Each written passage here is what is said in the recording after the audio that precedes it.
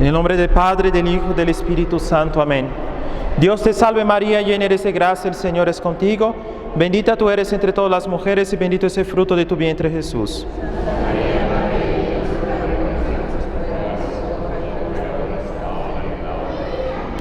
En el nombre del Padre, del Hijo y del Espíritu Santo. Amén.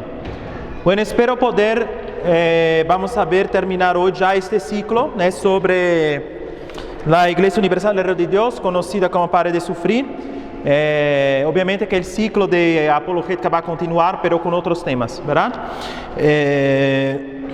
Entonces hoy es muy importante porque vamos a hablar un poco también de las doctrinas que ellos tienen, ¿no? Entonces, les había enumerado ciertas doctrinas principales la última vez, notadamente,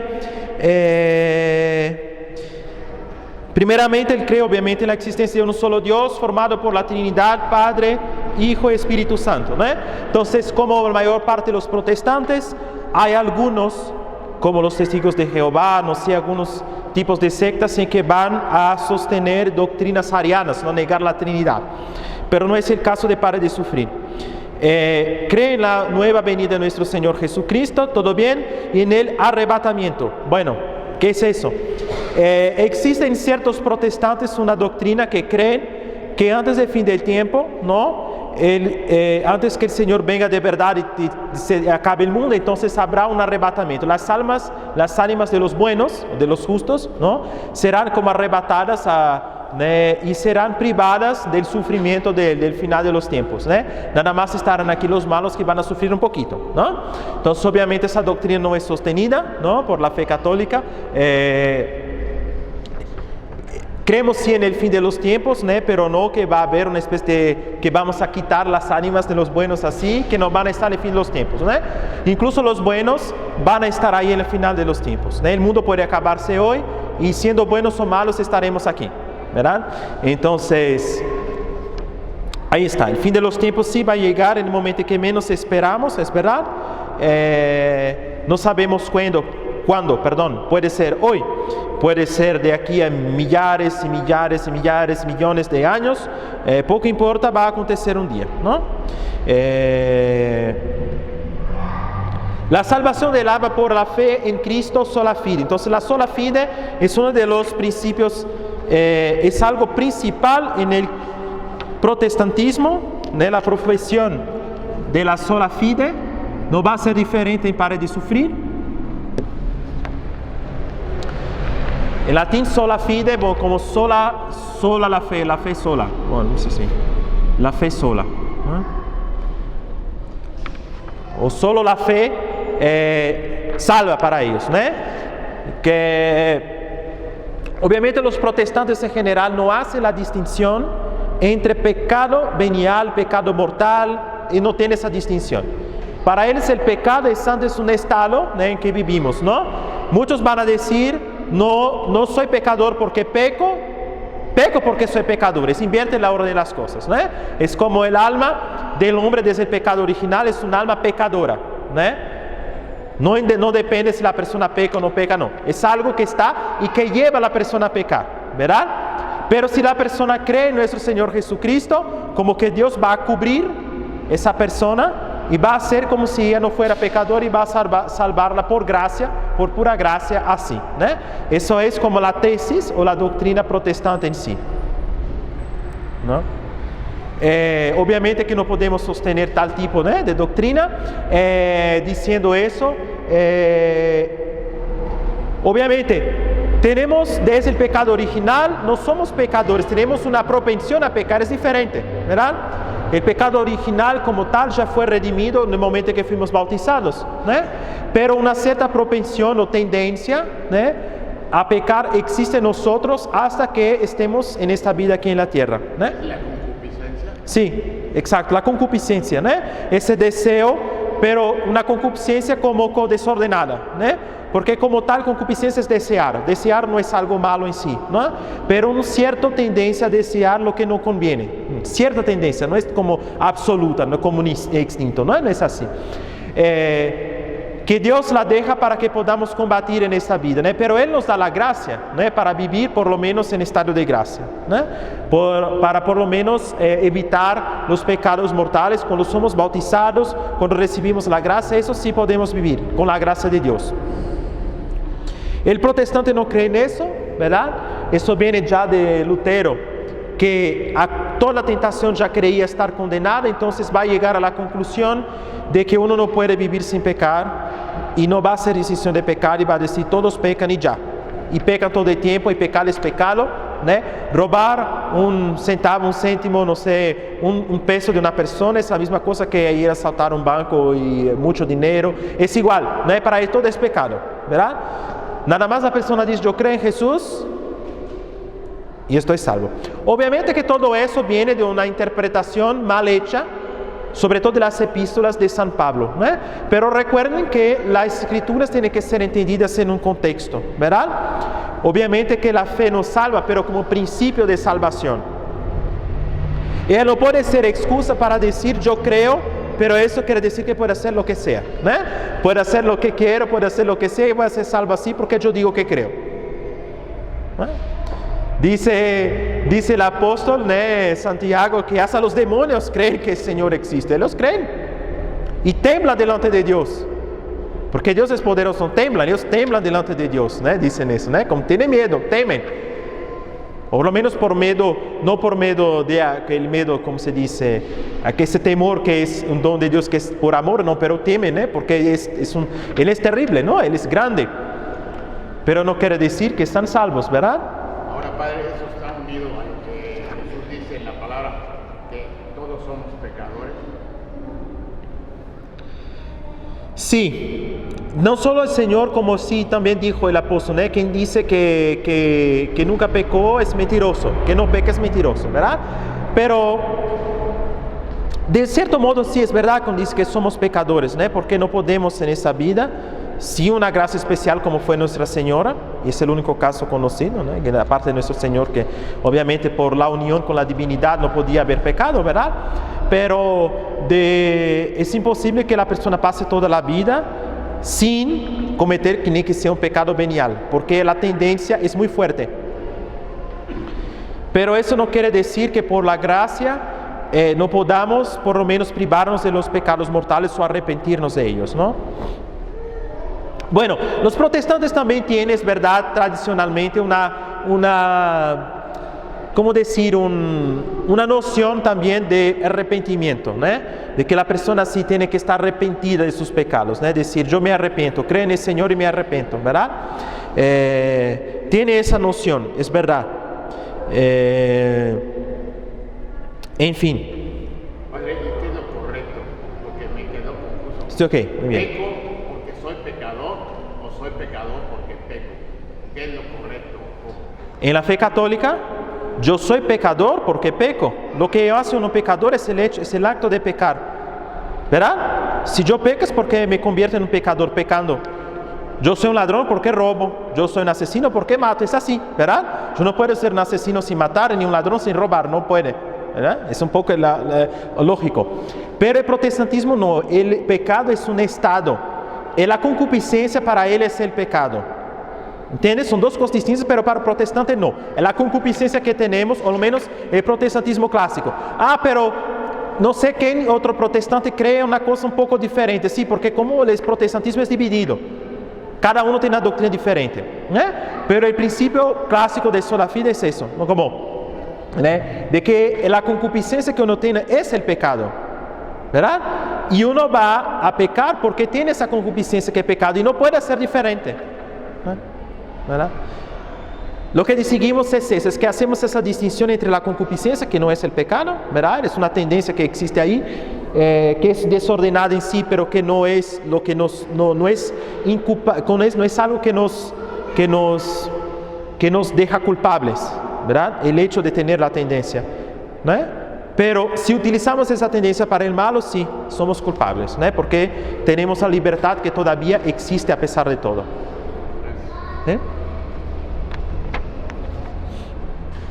Bueno, entonces cree en la vida después de la muerte, la vida eterna después de la muerte, ok, muy bien. En la infalibilidad de la Biblia. Bueno, aquí entra la cuestión de la sola escritura. Nosotros también creemos en la infalibilidad de las escrituras porque está en la revelación, hace parte de la revelación. Pero para el protestante que cree en el principio sola escritura,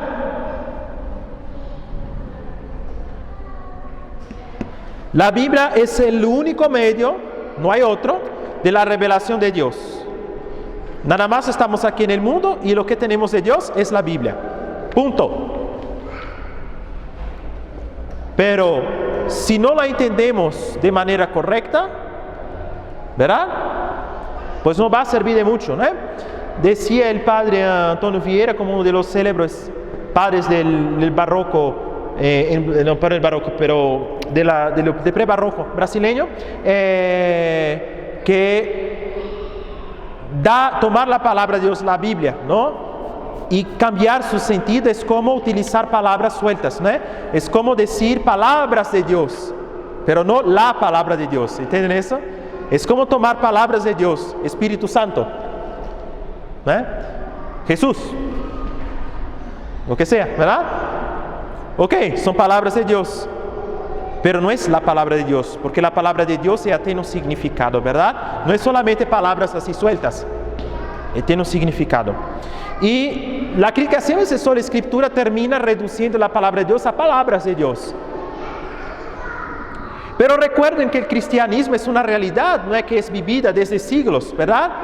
Hay una tradición de vivencia de la fe que desde la época de Jesús se vive hasta hoy, ¿no? Y esa tradición de lo que se cree, de lo que se vive, de lo que se practica, de la vida de los santos, etc., nos da a entender realmente lo que es la fe, ¿verdad? Por eso creemos en la tradición, es ese sentido, ¿no? El Señor está ahí presente en la iglesia, entonces la tradición de lo que se cree, de lo que se vivió a lo largo de los siglos, de lo que se enseñó, de lo que fue creído, no solamente de lo que la autoridad de la iglesia enseña, sino también de aquel que se cree, que los fieles creen, ¿verdad? Creen algo. Es diferente de llegar, yo voy a fundar una secta hoy, yo tomo un texto de la Escritura y digo, ok, todos estaban equivocados hasta ahora, a partir de ahora digo, no sé, que San Miguel, arcángel, era Jesucristo, no sé, algo así, alguna de esas doctrinas de los testigos de Jehová, por ejemplo, ¿no? Entonces, sí, porque palabras sueltas de Dios, nada más tomo y hago así, como construyo como creo. ¿Eso fue creído en los siglos de vivencia del cristianismo? ¿Tal cosa fue creída, fue vivida? No. Entonces, ¿de qué sirve, verdad? Entonces es muy importante, ¿no? No podemos creer en palabras, aunque sean de Dios. Creemos en la palabra, en el singular, ¿no? Tiene un significado, un sentido que se nos transmite.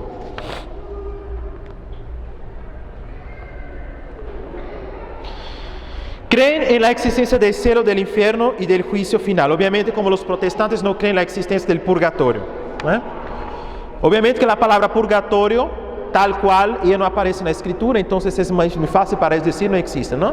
Podemos tomar elementos de la realidad del purgatorio de las Escrituras, obviamente, eso enseña la iglesia, cuando dice que uno va a pagar más o menos, el infierno no se paga más o menos, es eterno. Pero entonces tenemos elementos de la existencia del purgatorio en las Escrituras, pero no tenemos la palabra como tal, porque el término como tal no viene, es como el término Santísima Trinidad. La Escritura va a hablar de la realidad del Padre, el Hijo y el Espíritu Santo, la unidad de la persona, va a hablar de cierto modo de esa realidad. La Escritura no emplea el término Trinidad. Es un término que es utilizado para explicar esa realidad que ya es explicada en las Escrituras, un término posterior. Igualmente la palabra purgatorio es un término posterior.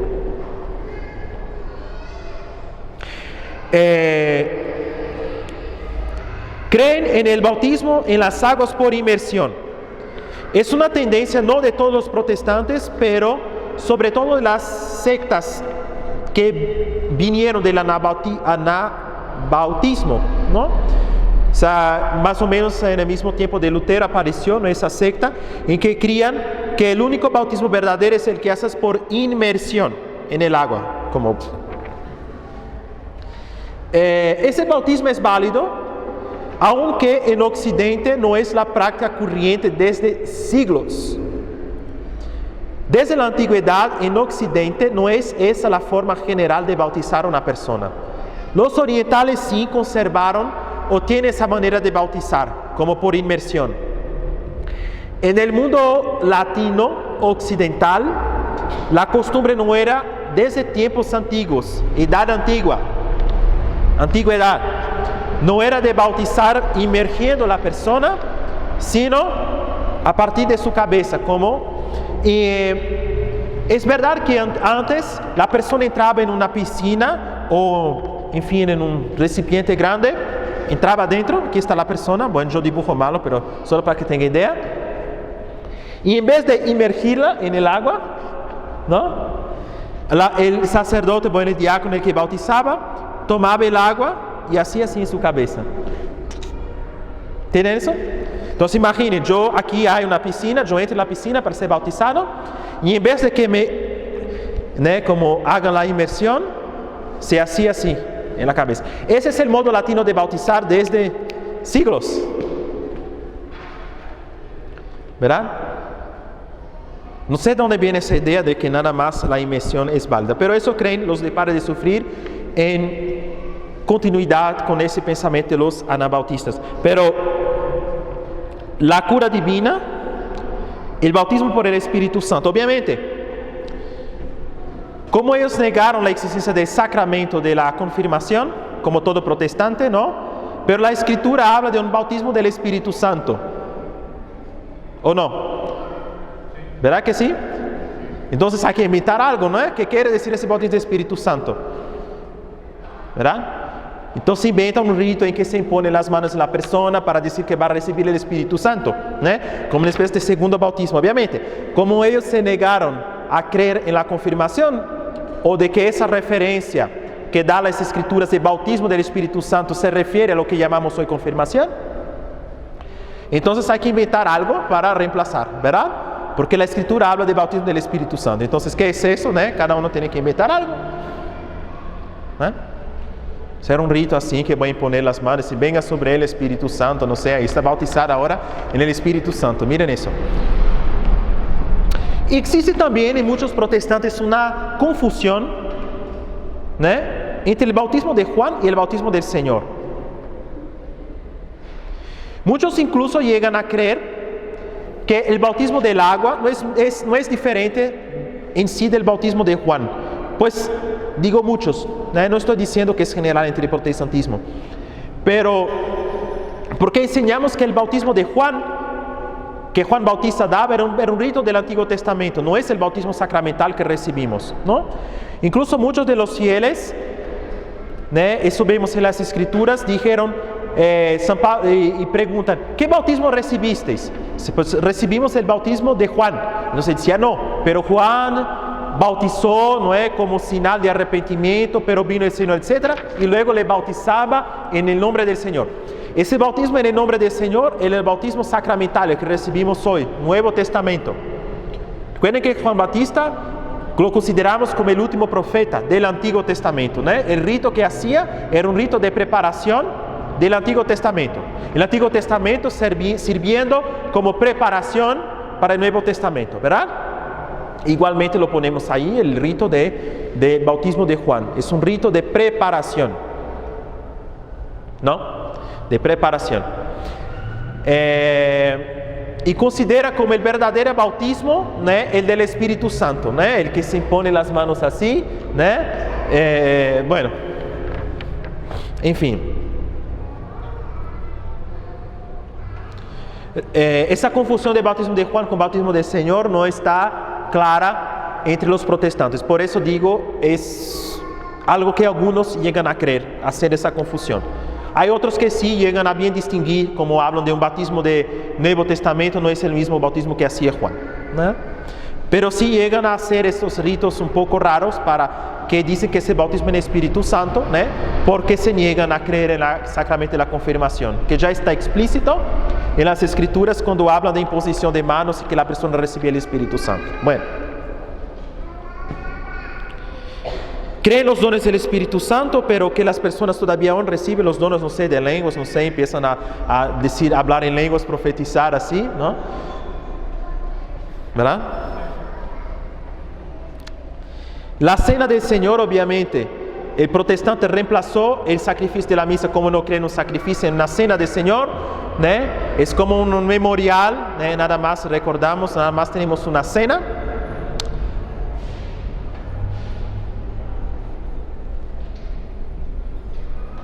Entonces el más importante aquí para de sufrir, que es la cuestión del diezmo, de las ofrendas voluntarias y de la prosperidad.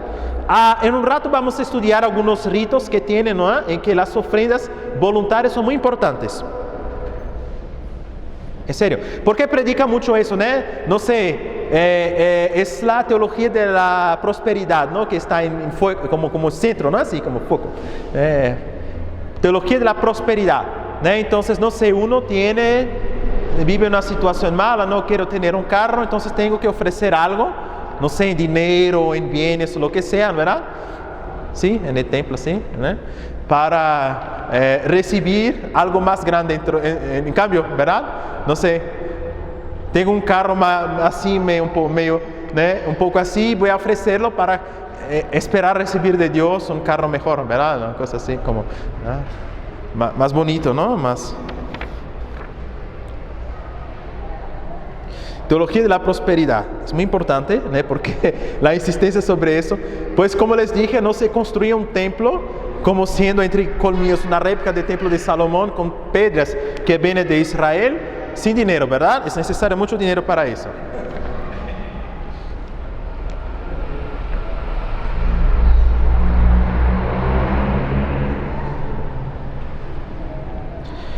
Entonces, para ellos, como todo protestante, la iglesia que el Señor fundó es la unión de todos los que creen en Cristo. Pero ellos no llegan a creer en una iglesia visible, ¿no? La tesis del protestantismo es la iglesia invisible. La iglesia de Cristo es nada más todos los que creen juntos hacen la iglesia. Pero cualquier institución, cualquier organización humana de gobierno, eso el Señor no instituyó, eso es cosa humana, ¿verdad? Por eso puedo instituir mi propia iglesia, mi propia comunidad, mi propia aquello, ¿no? Mi propia secta, lo que sea, porque todo lo que hay en organización humana es puramente humano, ¿no? Lo que hay en el Señor es algo invisible, eso nada más todos los que creen, pues forman una iglesia mística, invisible, ¿no? Del Señor, ¿verdad? Obviamente es herético, ¿no? Eso, ¿no? No podemos creer una cosa así, ¿no? El Señor instituyó una iglesia no solamente, cierto, la iglesia tiene... Y lo más principal es una unión invisible, mística, ¿no? La iglesia es el cuerpo místico del Señor. El Señor es la cabeza, ¿no? Algo que nos une, que va más allá que una unión puramente humana, ¿no? La iglesia no es como la institución del Estado, ¿no? No es como el gobierno mexicano, como el gobierno de otros países, no sé. Es algo que tiene una realidad mística por detrás. Pero eso no impide que aquí en la tierra haya una institución como una institución que sea realmente, vamos a decir, que tenga un gobierno y que fue realmente instituido así por el Señor, que haya autoridades legítimas, ¿no? Y que es una institución que es visible. La iglesia sí es un pueblo visible en que podemos designar, aquí está, ¿verdad? Podemos contar los miembros. ¿Cuántos fueron bautizados? Aquí están. Esos pertenecen a la iglesia del Señor. ¿Ok? Aquí en la tierra hay una realidad que es visible. Pero obviamente que la iglesia va más allá de esa unión visible, ¿no? No es una institución puramente humana. Hay algo que es invisible, ¿no? Que está ahí el Señor como la cabeza de un cuerpo que es místico y que nos une incluso con los que ya se fueron de esta vida, ¿verdad? Y que están en el purgatorio o en el cielo, ¿no? Obviamente los del infierno no pertenecen a la iglesia, ¿no? Pero la iglesia, los que están en el cielo, en el purgatorio, sí pertenecen a la iglesia, ¿no? Y nos une a ellos, ¿no? Por eso podemos ofrecer oraciones y sacrificios por las almas del purgatorio. Por eso las almas las almas de los que están en el cielo, los santos, pueden rezar por nosotros y por las que están en purgatorio, etc. Porque hay una unión, ¿no?, que es mística, ¿no?, que es invisible, ¿no?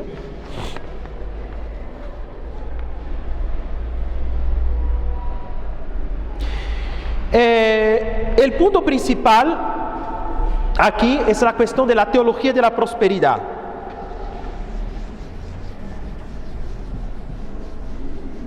Entonces, ya les había hablado antes, pero es mejor insistir bien ahora, ya que estamos hablando de la doctrina, en que hablamos de la teología de la prosperidad.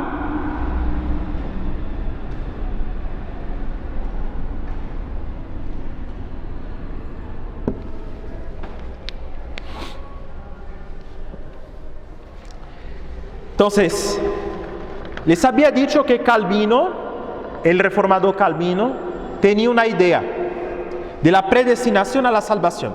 Esa idea de predestinación existía ya con Lutero, pero no es muy clara con Lutero esa cuestión de la predestinación. Con Calvino es bastante afirmativo y claro. Dios,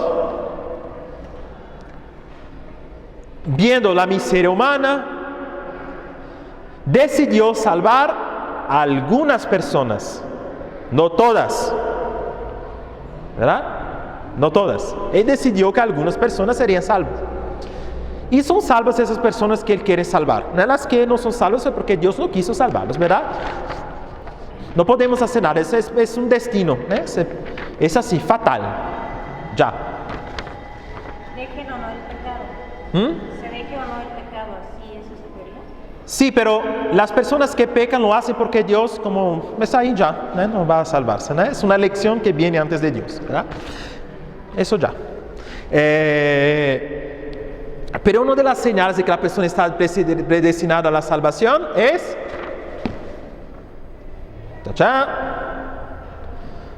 la prosperidad que uno tiene aquí en la tierra, ¿verdad?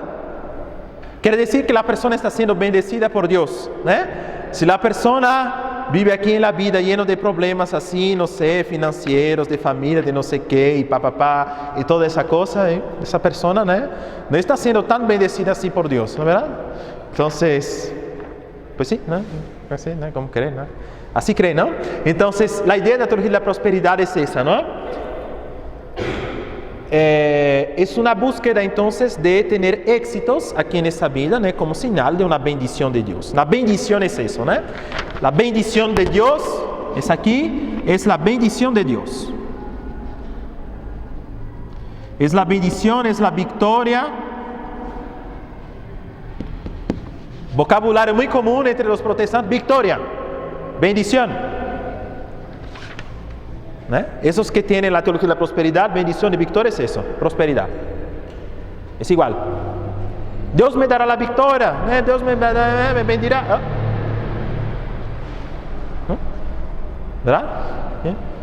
Dios me bendirá, tendré un caso. La victoria, tendré una casa, una casa propia, bonita, ¿verdad? Una cosa, ¿no? Sí. ¿Entienden? Entonces tome cuidado cuando oyen, de ellos ese tipo de vocabulario. Victoria, bendición, es eso aquí. ¿Verdad? Al final de las cuentas, es reducir Dios a un Dios pagano. ¿Sabe la idea del Dios pagano? No sé, yo quería tener una buena cosecha, soy un campesino, quiero tener una buena cosecha. Entonces yo voy y ofrezco un sacrificio de mi cosecha anterior, no sé, ofrezco mi sacrificio a Dios de la cosecha, ¿verdad? Esperando que con el sacrificio, ¿no?, Él esté contento y me dé una bendición, una prosperidad aquí, voy a tener una buena cosecha, no sé, Y si después de haber ofrecido ese sacrificio, a ese Dios cosecha, yo no tengo buenas cosechas, entonces voy a buscar otro Dios. Ese ahí ya, no sé, no está contento conmigo, Otro quizás va a estar. Pues es un poco así, Obviamente que ellos no creen en el politeísmo, pero es un poco así, Yo ofrezco sacrificios a Dios, En el intuito de recibir algo material. Ese más grande no es ni siquiera el cielo como tal, pero ya aquí en la tierra algo de material mejor.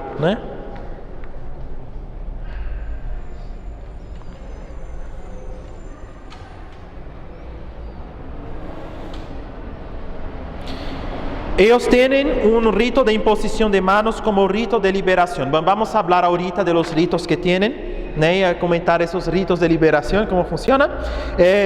Y son contra la veneración de imágenes, como el protestantismo clásico, ¿no? Que tiene una doctrina iconoclasta. ¿No? Iconoclastía es común al protestantismo, ¿no? Como tal, ¿no? Algunos protestantes menos, no sé, como unos que pertenecen a, no sé, al anglicanismo o high church, no sé, quizás pueden admitir, ¿no?, presencia de ciertas imágenes, pero el hecho de rezar a través de una imagen, no sé, a través, no a la imagen como tal, eso que no entienden, hace un poco la confusión entre el signo, y la realidad que representa, piensa que si uno da una reverencia a un signo en el intuito de venerar lo que representa, para él ya es idolatría, hacer una reverencia, besar una cruz, no sé, por ejemplo, no, ya es idolatría, porque no es el Señor como tal que está ahí, es solo una imagen, pero no tiene esa conciencia, de que el signo nada más como representa.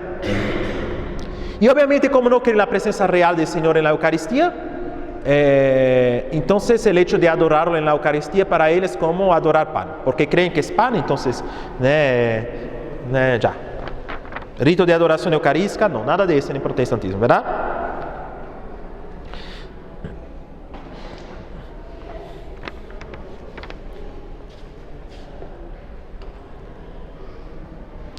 Entonces, para repetir, la énfasis a la teología de la prosperidad es muy fuerte en Para de Sufrir, Eso es común un poco en general entre los pentecostales, pero en Para de Sufrir es más fuerte, ¿no? Es algo más común. Y no es una bendición que es alcanzada nada más por la fe, sino también por algunos sacrificios que hago. Sacrificios es de ofrecer al templo, no sé, algunas ofrendas, de preferencia en especie, en dinero así, o entonces en bienes personal, ¿no? Va. Padre, entonces, ¿el nombre de su secta tiene que ver con su teología de la prosperidad? Sí. Para de Sufrir es eso, Para de, no sé, de tener problemas aquí en la vida, financieros, en su familia, no sé qué, Aquí. Reciba la bendición,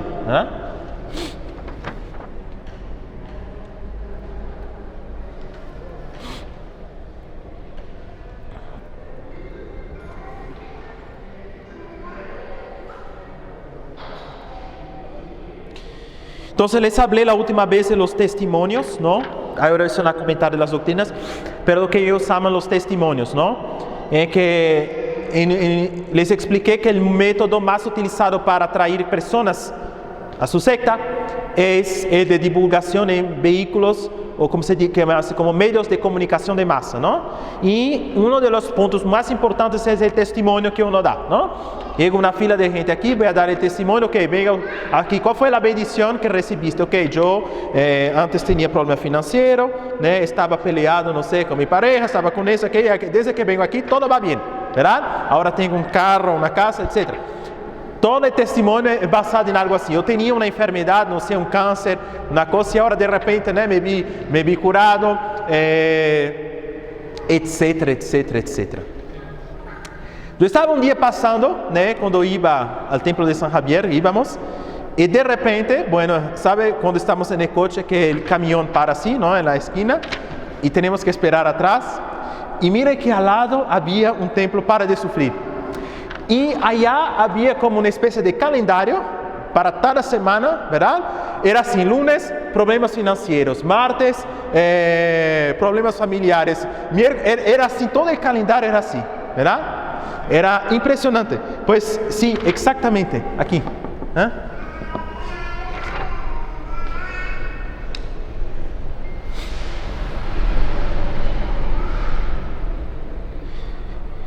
Entonces, ministros y la Biblia.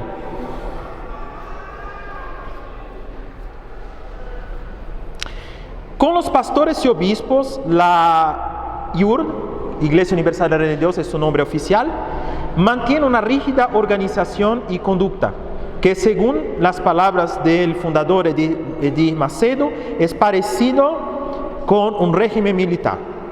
Y según ella, no pueden pecar, tener carro, dinero, descanso, moradía propia, placer, como guardar bienes, con excepción de sus ropas y su cónyuge.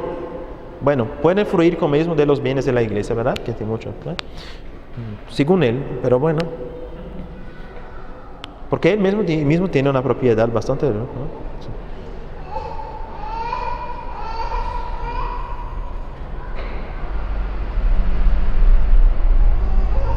Hay también un cambio cotidiano de transferencias de obispos y de pastores en los templos, en las iglesias, ¿no? Según ellos, tienen que ir nada más con su esposa y su maleta, su esposa en una mano y en la otra su maleta, según la descripción del fundador, ¿verdad?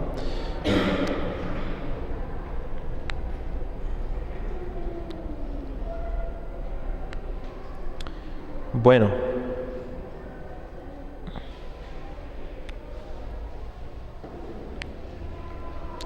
Entonces, obviamente que como todo protestante no tienen, según la tradición protestante, los biblios que llamamos deuterocanónicos, ¿no? Que tienen su canonización.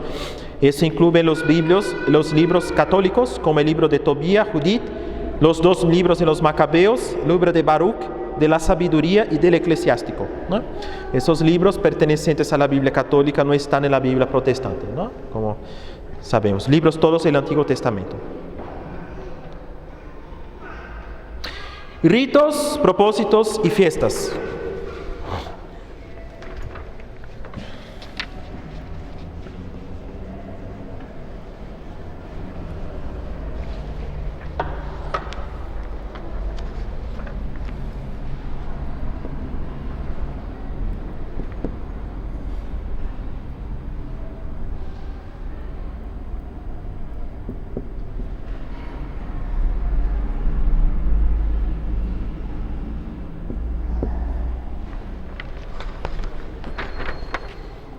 El logotipo entonces de ellos es una paloma blanca dentro de un corazón rojo. No sé si ya vieron eso, ¿no? Una especie de corazón rojo y adentro hay una paloma blanca.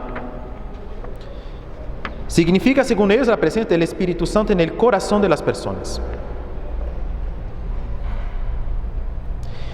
Ella presenta sus símbolos en las fachadas y en los interiores de los templos.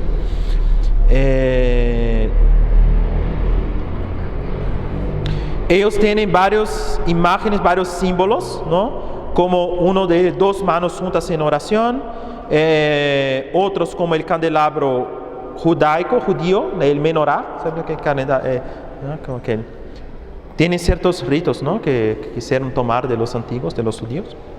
O aún una cruz en Cristo, ¿no? Como es muy común entre protestantes, nada más la cruz así, sin tener la imagen de crucificado en ella. Tiene dos frases como eslogans importantísimo en el mensaje, ¿no? El primero es Jesucristo es el Señor y el otro, muy conocido en México, pare de sufrir. Entonces el primero, el fundador Macedo como le tomó de los diferentes slogans utilizados por otras denominaciones protestantes en la época, como la Iglesia Nueva Vida en que perteneció, o en la Cruzada del Camino Eterno, que traen en la fachada de sus templos el nombre de Dios y al lado como el más el nombre de Jehová, como los testigos de Jehová, ¿no? Etcétera, ¿no?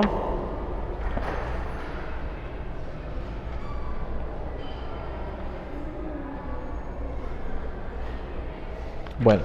Esa frase, padre, que usted dice que nada más es conocida aquí en México, en otros lados, ¿no? Sí, es conocido en otros lados, pero aquí es muy común que los conozcan por ese nombre. Otros lados como lo conocen más como universal o algo así, ¿no? Como en Brasil lo conocen más así, como Iglesia Universal. Aquí dice directa para de sufrir, ¿no? Porque es una de las frases que ellos tienen, llaves, pero aquí se quedó muy conocido a la gente, ¿no? De llamarlos así.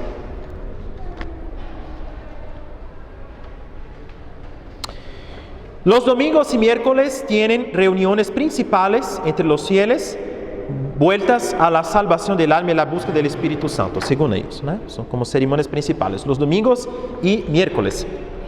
La sesión de ese lunes es llamada Congreso para el Éxito. ¿Verdad? Todavía estamos ahí en prosperidad, ¿no? Y dedicada a la prosperidad financiera. La del jueves se llama Terapia del Amor, con orientaciones sobre la vida sentimental. Finalmente, los viernes y martes hay los cultos de liberación, más conocidos como sesiones de descarga, cuyo objetivo es librar las personas de los demonios, entre ellos otros demonios que según los pastores de la IUR son oriundos de las religiones de origen afro-brasileños. Bueno, el sábado es reservado al ayuno de las causas imposibles, destinado a aquellos que son confrontados con problemas imposibles de resolver o conquistar. Qué bonito, ¿no? Hacer el ayuno no es también para conseguir algo aquí en la vida, ¿verdad? Vamos a hacer un ayuno para tener un carro, una casa, no sé qué, sí, ¿verdad?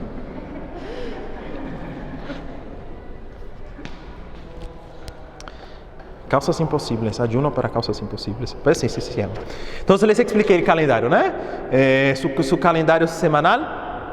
Entonces, domingo y miércoles, reunión principal, no sé, quizás, no sé qué tipo de reunión tienen, si tienen una cena, lo que tienen. Entonces, cada un día de la semana tienen algún tipo de congreso para el éxito en la vida, para terapia del amor, para, culto de liberación, etc. Bueno, la IUR también realiza ocasionalmente el llamado ayuno de Daniel.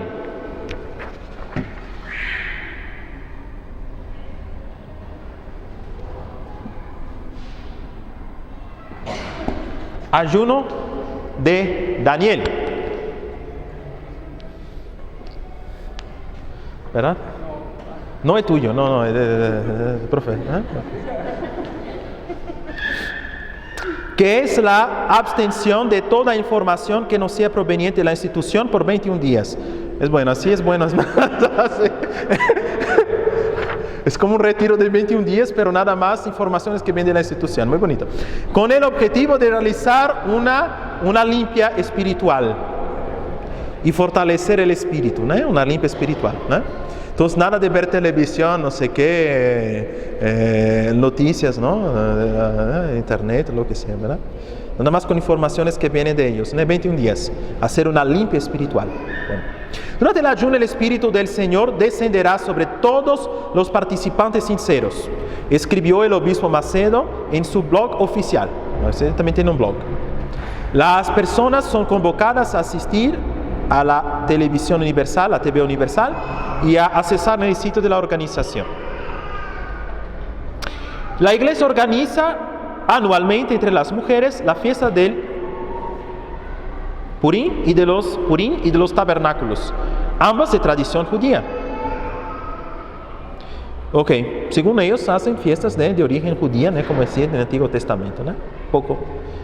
No son muy útiles en el Nuevo Testamento, ¿verdad? Cuando viene el Señor de estar realizando o recuperando fiestas del Antiguo Testamento. Bueno, pero bueno. Ayuno de Daniel, 21 días, ¿no? De limpia espiritual, ¿no? Nada más viendo informaciones que vienen de ellos, ¿no? Del templo, ¿no? La Santa Cena del Señor, ok. Ayuno de Daniel, la Santa Cena del Señor.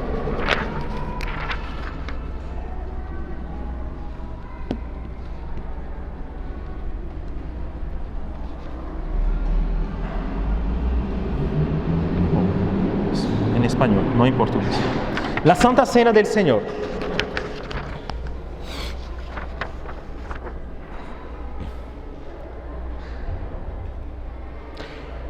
La Santa Cena es una celebración, según ellos, realizada en memoria y conmemoración del sacrificio realizado por Jesús para establecer una nueva alianza entre el hombre y Dios a través de su sangre derramada en el Calvario por la remisión de los pecados y de sus escogidos.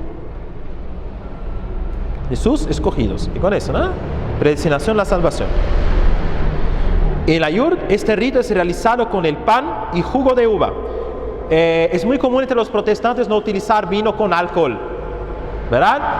Tiene un poco ese puritanismo, ¿no? De que alcohol, ¿no? Bebida alcohólica, no. Jugo de uva, ¿verdad?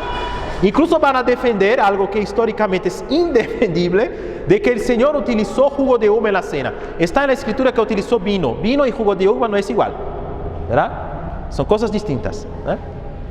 Incluso ya en la época de Jesús es una distinción. No es igual cuando hablamos de vino y jugo de uva. Son dos cosas distintas, ¿eh? La expresión vino, huios, ¿no? No, eso es hijo, ¿no? ¿Cómo era en griego? Me olvidé. Como decía vino en griego, huios es hijo, no, perdón. La expresión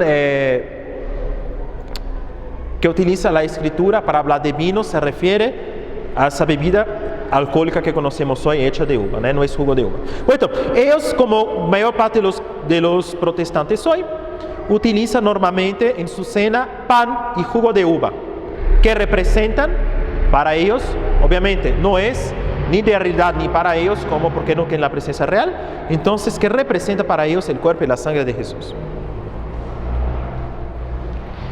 En el cristianismo, los hijos de Israel sellaron su alianza con Dios a través de la sangre, ¿no? De los, ¿cómo se llama? Del sacrificio, ¿no? De los animalitos, ¿no?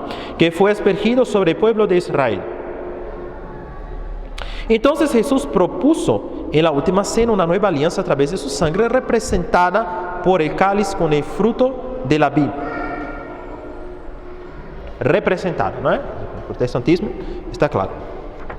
Según entonces la Universal, con base en el capítulo 11 de la primera epístola de San Pablo a los Corintios, con base, en lo que, quien decide si está apto o no para participar de la cena, la Santa Cena, es la propia persona. Pero también que la abstención representa como el rechazo de la comunión con el Espíritu Santo. Si la persona no quiere participar o recibir la cena, comer la cena, como recibir el pan y el vino. Y el jugo de uva, perdón, el vino no. Al participar, el fiel deberá abandonar sus pecados y seguir los mandamientos para no romper el pacto con Dios y no atraer la maldición sobre sí. Creo que basado en que leemos en la fiesta el Jueves Santo, en la epístola y también en la epístola de la fiesta de Corpus Christi. Eso Pablo dice a cada uno que examine sí mismo, ¿no? Y entonces tome de este pan y beba de este vino. Aquel que lo come y lo bebe indignamente, ¿no? Come y bebe su propia condenación, no distinguir el cuerpo del Señor, ¿no? Es como esa afirmación de la primera epístola, primera carta a los Corintios, ¿no? Bueno, obviamente que es lo que siempre decimos, ¿no? Si la persona tiene conciencia que cometió un pecado grave, pues no tiene que acercarse en general a la comunión si antes la confesión, ¿no? Hay pocos los casos en que sí podría ser permitido, sobre todo para un fiel laico, ¿no? Pero para un sacerdote hay un poco más de casos en que cuando él no puede confesarse, no sé, hay una misa pública que tiene que decirse, en fin, porque el sacerdote también tiene que estar en gracia para celebrar la misa, ¿no? Pero hay casos en que él no puede confesarse, pero tiene una misa pública, entonces existen por la ley de Dios como el permiso de hacer un acto de contrición, ¿no? Y comprometerse a confesarse lo más pronto posible. Pero para los fieles laicos casi no hay, de ese motivo, ¿no? Tiene siempre que confesarse antes de comulgar, porque no necesita comulgar cuando van a la misa. Todo año nuevo, la IUR realiza una reunión en que las personas participan de la Santa Cena. Según Edir Macedo, es una oportunidad para los esclavos del pecado de que se vean libres y empiecen de pecado y se empieza una vida nueva. Bueno.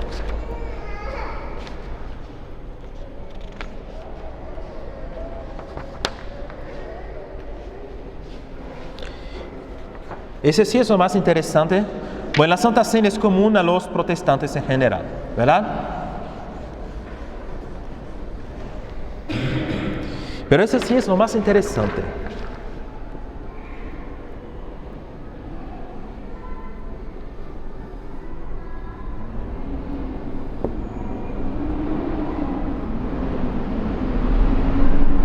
¿Ya?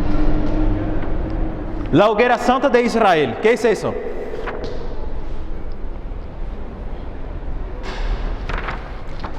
La IURD entonces realiza semestralmente una campaña mundial denominada la Hoguera Santa de Israel en todos sus templos, con el objetivo de recordar a sus miembros la importancia del sacrificio.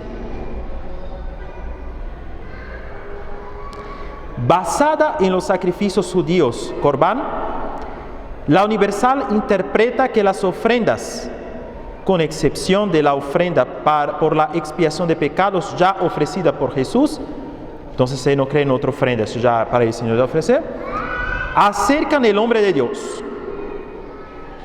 Sin embargo, los sacrificios en la Iglesia Universal no son de animales y sin la ofrenda de valor en valor monetario equivalente. Qué bonito, ¿verdad? ¿Para qué ofrecer animales, no sé, novillos, no sé lo que sea, ¿no? Ya es más sencillo ofrecer dinero, ¿verdad?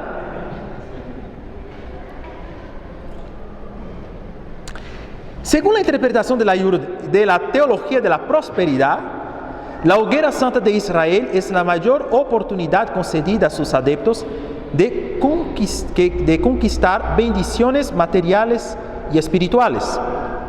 Okay. Durante las reuniones se predica que la realización de sacrificios considerados reales y verdaderos, diferentes por lo tanto de las ofrendas, puede resultar en la realización de sueños antes imposibles. Después de esos sacrificios, pueden tener sueños imposibles, no sé, su sueño de consumo, no sé, que tiene, puede realizarse después de eso. Estos sacrificios son considerados actos de renuncia voluntaria en cambio de algo de mayor valor, ¿verdad? Entonces puedo ofrecer un coche, mi coche que está un poquito viejito, para recibir un coche más bonito, obviamente que voy a esperar de Dios,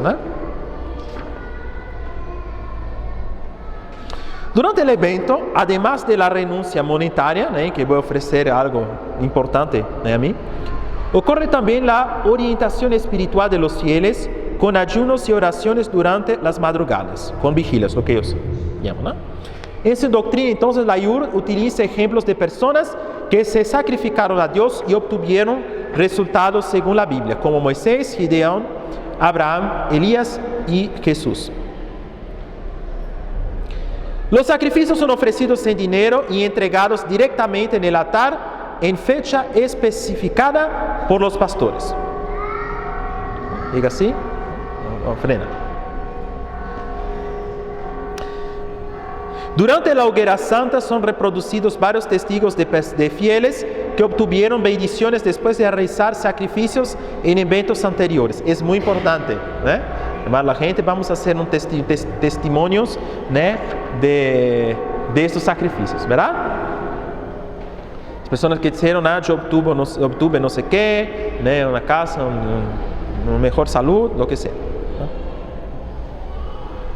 Los pedidos según la Universal son quemados, entre comillas, obviamente que no van a quemarle dinero, y sí, porque no, sería muy útil, y enviados a Israel por obispos y pastores de la iglesia, ¿verdad? Eso quizás puede pagar el transporte de piedras de Israel para construir el templo, ¿no? ¿Verdad? Sí.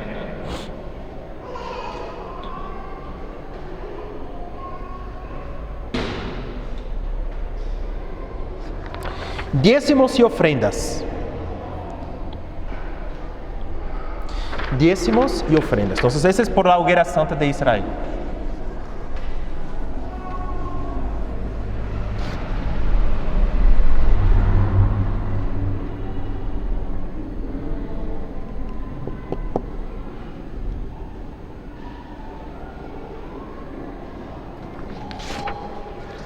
Diezmos y ofrendas.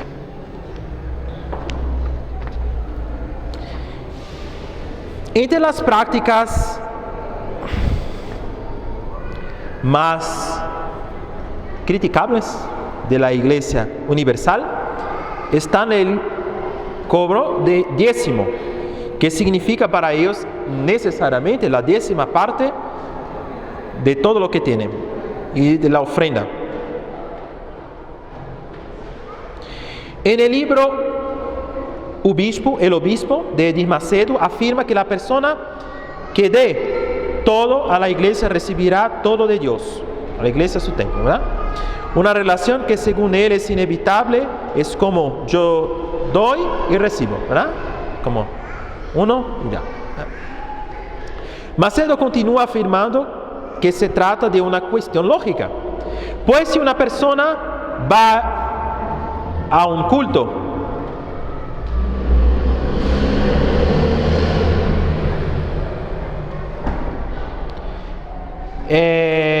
¿cómo es eso? ¿Cómo decimos eso?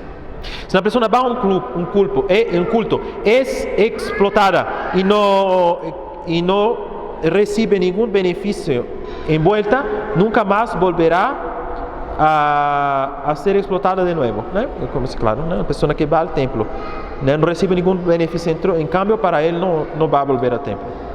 ¿Es claro? Teología de la prosperidad. La iglesia dice entonces crece porque el pueblo es beneficiado. Si no, la IUR nunca sería lo que es hoy. Es bastante interesante de ver que es una secta formada esencialmente por personas más pobres y algunas personas de clase media, ¿verdad? Pero es una idea un poco así de tanta riqueza, ¿no? No entiendo eso, ¿no? Porque, pero en fin. Durante los cultos, los pasajes como los trechos, ¿no? de la Biblia, en la Biblia sobre los diezmos y ofrendas son constantemente repetidos, principalmente como aportar todos los diezmos a la casa del tesoro, para que haya mantenimiento en mi casa. Y proveedme en esto, dice el Señor de los ejércitos. Si yo no abra las ventanas del cielo y no derrame sobre vosotros la bendición sin medida. Bueno, tomado del profeta Malaquías. Entonces, tomar pasajes de la Biblia que hablan del diezmo puede ser muy importante, ¿no? En ese momento. Para la universal, diezmo no es solamente dinero, sino también una señal de fidelidad, ¿no? ¿Verdad? De la fe y del amor incondicional del hombre para con Dios. Los fieles entonces creen también que siendo diezmistas, Dios les promete por el diezmo reprender el demonio característico de la miseria llamado espíritu devorador. La miseria humana, no sé, es causada por un demonio llamado demonio devorador, espíritu devorador. Si tiene un problema financiero en su vida, pues quizás es porque hay un demonio devorador, según ellos, ¿no? Que está ahí, ¿no? Que se rechazaron.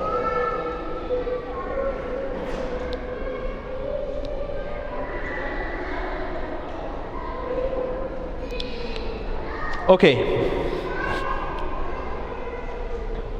El obispo Edir Macedo entonces afirma, según él, que aunque los diezmos y ofrendas son investimentos repasados a la IUR y son ofrecidos por las personas para ayudar a sí propias y no a la IUR, la Universal, sin embargo, dice que nunca recibe patrimonio alguno oriundo de herencias, como ocurre según ellos en la Iglesia Católica, ¿verdad?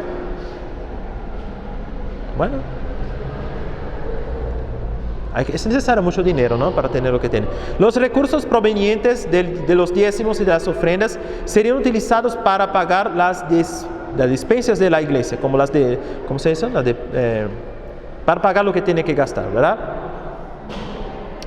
Entre ellos, la manutención de los templos, programas de radio y televisión, pagar a los funcionarios, alquileres, ayuda de cuesto a los pastores y obispos, entre otros gastos que tienen.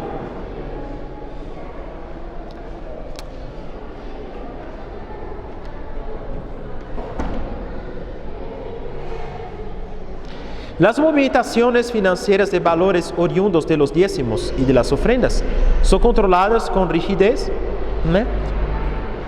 para que el sueldo se mantenga siempre positivo, ¿no? Evitando que la institución sea obligada a bancos o fuerte de gastos.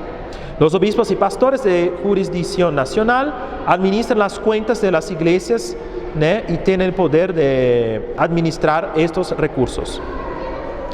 Los obreros y pastores, hablamos de las diferentes que tienen las diferentes jerarquías. Los obreros y pastores tienen el poder de investigar las actitudes de los responsables y reciben denuncias sobre actitudes sospechosas. Los investimientos de valores menores son decididos por los propios obispos locales, mientras que los estratégicos o de grandes valores son decididos por el propio Di Macedo y por los obispos de la alta jerarquía. Según ellos, entonces aquí su declaración. Según una encuesta realizada en 1994, la Universal consigue recatar más de lo que otras denominaciones protestantes, ¿no? Con sus diferentes ritos, ¿no? Hoguera Santa, diezmo, como recada más dinero que otras instituciones. Obviamente. Bueno, entonces ahí está por esa insistencia, ¿no? Que se da a la cuestión de dinero.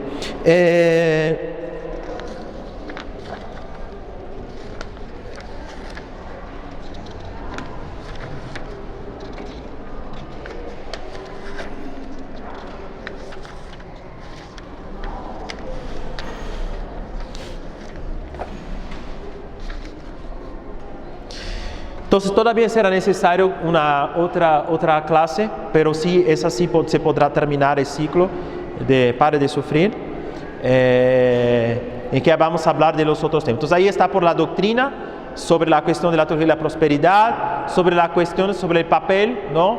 De los ritos, ¿no? En eso. Sobre todo diría, es muy importante, o sea, habrá misiones hoy, ¿no? Como hoy es día de misión, ¿no? ¿Verdad? Entonces, cuando hay, porque a veces hay católicos que también van ahí pensando que van a recibir adicionalmente, ¿no? Una bendición, ¿no? Ya pasó aquí, por ejemplo, ¿no? En la práctica piadosa, ¿no? De visitar varios templos el Jueves Santo, ¿verdad? El Jueves Santo, ¿no? Que tienen, ¿no? Visitar, que llega gente aquí con una de sus rosas benditas, ¿no? Aquí, ¿no? Sería importante, ¿no? De como informar a las personas sobre ese problema, ¿verdad? No es legítimo ese tipo de práctica, obviamente, ¿no? Sobre todo si una persona se declara bien católica, ¿no? Entonces uno no puede decir voy al templo, voy a la iglesia católica y al mismo tiempo voy al templo para de sufrir, también para recibir bendiciones, ¿no? No se trata de algo legítimo, de algo verdadero, ¿no? Entonces, en la iglesia de señores es muy importante, ¿no? Informar a las personas, tener un poco de conocimiento, ¿no? Para saber hacer la apologética, en fin, saber informar las personas, ¿no? No solamente en las misiones de San Pedro, pero en nuestra vida, ¿no? Cuando vemos a alguien, ¿no? Que está dejándose llevar porque vio un programa de radio, televisión, no sé qué, ¿no? O simplemente informas en la calle, ¿no? Ahora que tienen, ¿no? Con el auto parlante ahí para hablar, entonces, ¿no? Que tengan ese rol, ¿no? de como buen católico, ¿no? De realmente querer informar a las personas y no dejar, ¿no? Que se lleven fácilmente, ¿no? Por ese tipo de trampa, ¿no? Gloria al Padre, al Hijo, al Espíritu Santo. Benedictio Dei Omnipotentis, Patris et Filii et Spiritus Sancti, descendat super vos et manet semper. Amen.